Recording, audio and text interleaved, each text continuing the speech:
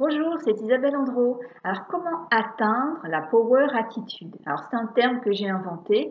Avant de parler de ça, si c'est votre première visite sur ma chaîne YouTube, je vous invite à vous abonner, comme ça vous recevrez les notifications concernant les nouvelles vidéos. Alors, qu'est-ce que j'appelle moi la Power Attitude? La Power Attitude, c'est de se ressentir dans sa force, dans sa zone de confiance, celle où on est capable de faire face quasiment à toutes les situations. Alors, je vais vous donner 3 points, prenez de quoi noter, pour atteindre cette Power Attitude.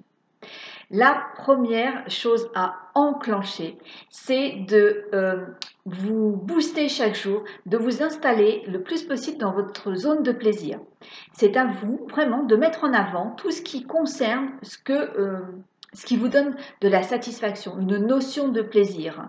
Plutôt que d'attendre la fin de la journée, le week-end ou les vacances pour installer votre plaisir, installez-le au quotidien, graduellement, progressivement, vous égrenez tout ça tout au long de votre journée.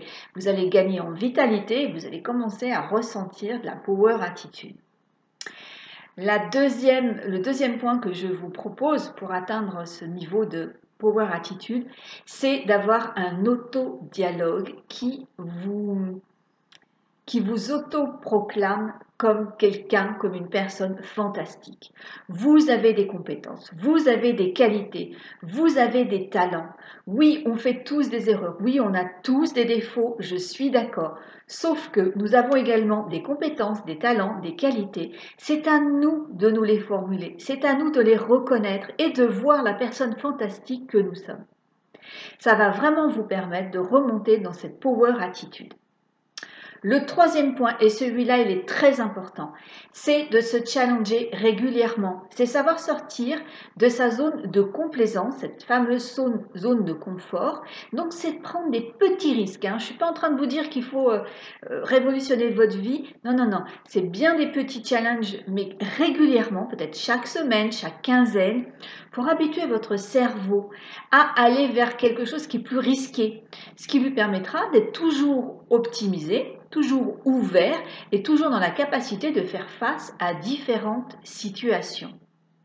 À vous d'équilibrer les 3 points, si vous voulez, les affirmations sont au milieu, mais le premier, le troisième, c'est à vous de trouver cet équilibre. C'est-à-dire de trouver votre zone de confort, cette notion de plaisir au quotidien et parallèlement de vous challenger de temps en temps. Parce que si vous ne faites qu'un point sur les deux, eh bien non, ça ne va pas marcher parce que si vous restez que dans votre zone de confort, vous n'atteindrez pas votre power attitude. Si vous ne faites que vous challenger aussi et que vous n'avez pas la notion ou le sentiment à un moment donné d'être en sécurité et dans un sentiment de confiance et de confort, là non plus, vous n'allez pas l'atteindre, la power attitude, parce que tout ça, ça va retomber.